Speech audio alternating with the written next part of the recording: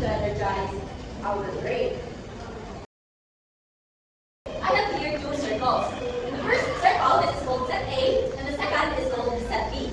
So, as you can see in the set A, it contains words as well as in the set B. So you are to connect the word, that word, you are to connect the word from set A that corresponds to set B. For example, we have country. So, in country, what corresponds to a country? It is an ID, that the country has an ID. Is it a city, a coffee, plate number, or a Facebook? So, of course, the answer is city. Very good. So, you will connect that one, and you will do the same for the rest of the words. So, you will answer the second word, the third, fourth, and fifth. So, go on, answer. Stand.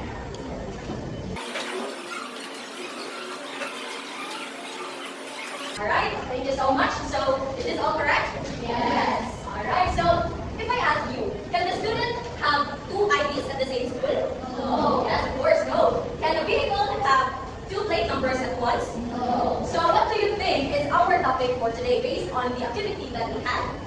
Function. Wow, very good, Ms. Montecalvo. It is a function. So, before we start our discussion, let us have our learning outcomes first. So I request everyone please read. At the end of this lesson, students can define what is function and distinguish the difference between general function, one-one function, and also function. Solve problems in order to classify functions as general, one-one, and also functions. Develop logical reasoning and critical thinking in analyzing relations. So last meeting, we discussed about relations. And relations is connected, I mean the function is connected to relations. This is a continuation of our previous discussion. So what is a function, Pinay? What do we mean by function? I request everyone to again please read the function until the point here. Alright?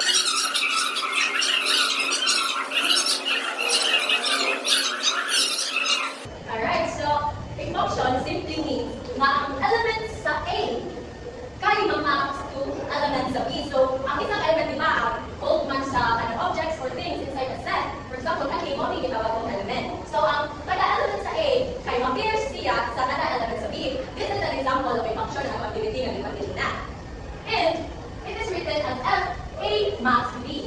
That is, then with A, the element of A, the element of B of set B, we write F of A is equal to B. So, the A is what we call the domain. Then the B is what we call the range. For example, we have if the function, okay, so the function is equals to x squared. So if you are given a function equals to x squared and the value of the domain is 1, 2, 3, so what do you think will be the value of the range? So you will just input the values, you will just substitute the value of A into x. So first, we have 1. So f of x is equal to 1 squared, and that would be equal to 1. Second, 2 squared is equal to 4. And the third is 3 squared is equal to 9. So the value of range is, what's the value of range? 149. Alright, 149, very good.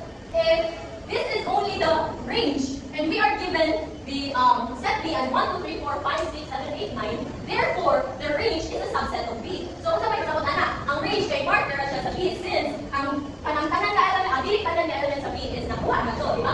Dapat ay sobrang 2, 3, 5, 6, 7, 8, and 11. So, the range is a subset of B. So, one ang tawag of function.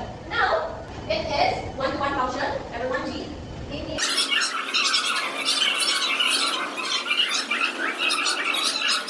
So, you will read this if A sub 1 and A sub 2 is an element of A, and A sub 1 and A sub 2, then F of A sub 1 and F of A sub 2.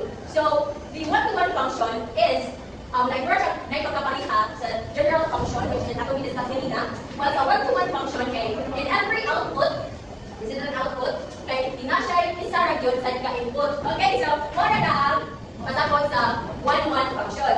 Unsay ka ba? Mga function? One-to-one function. Yes, okay, read.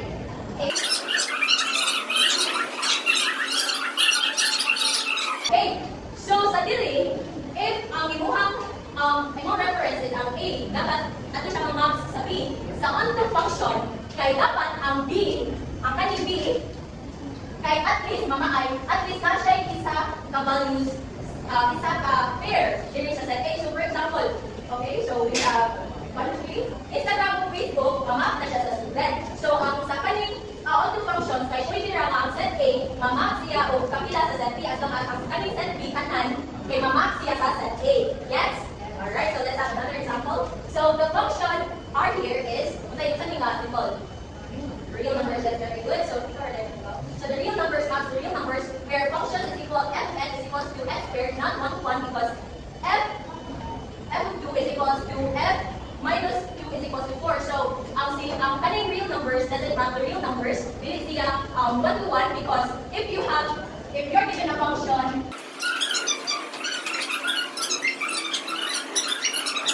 that is not 1 to 1 because different inputs leads to the same output. Diba? So 1 to 1 dapat kaisa-isa sila, pair sila. Yung different values operate ang same na sila output, so that is not 1 to 1 function. Also, it is not 1 to R because the range is the proper subset of all non-negative integers. So the real number doesn't map also to the real numbers. Dili siya 1 to 1, dili siya 1 to 1, dili siya 1 to 2. Na-discuss na natin kung dili siya 1 to 1. So, dili siya 1 to 2 tayo.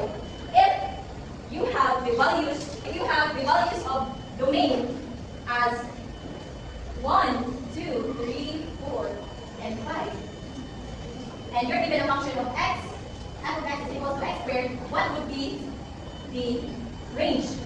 What would be the value of range? We have 1, 4, 9, 16, and 25. And the real numbers, ang sa onto functions, kay dapat walay makabilin sa B, nga wala siya na map sa A. Kay, according to the definition, dapat anong value sa B, mamap siya sa A.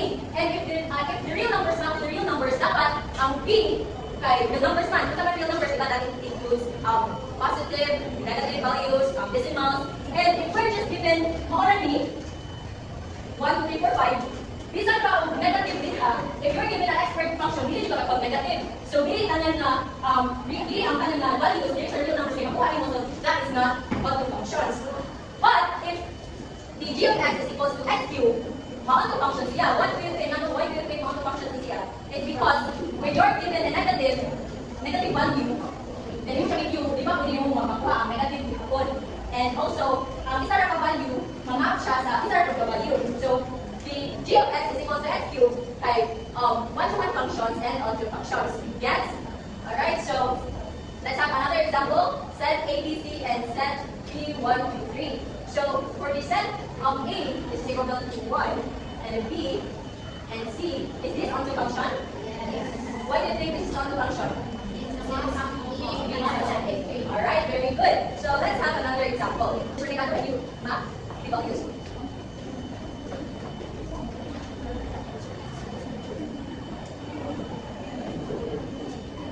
Alright, so is this correct?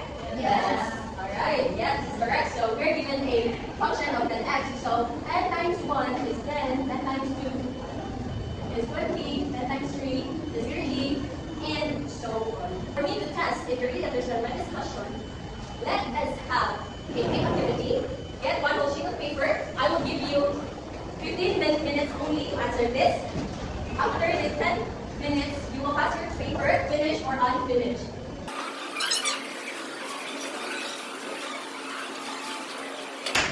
Alright, hands up. Can I have 3 answer papers? 1, 2, 3. Alright.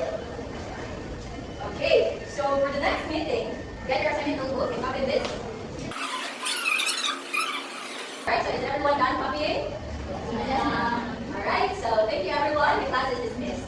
Goodbye, and thank you, Miss Yvonne.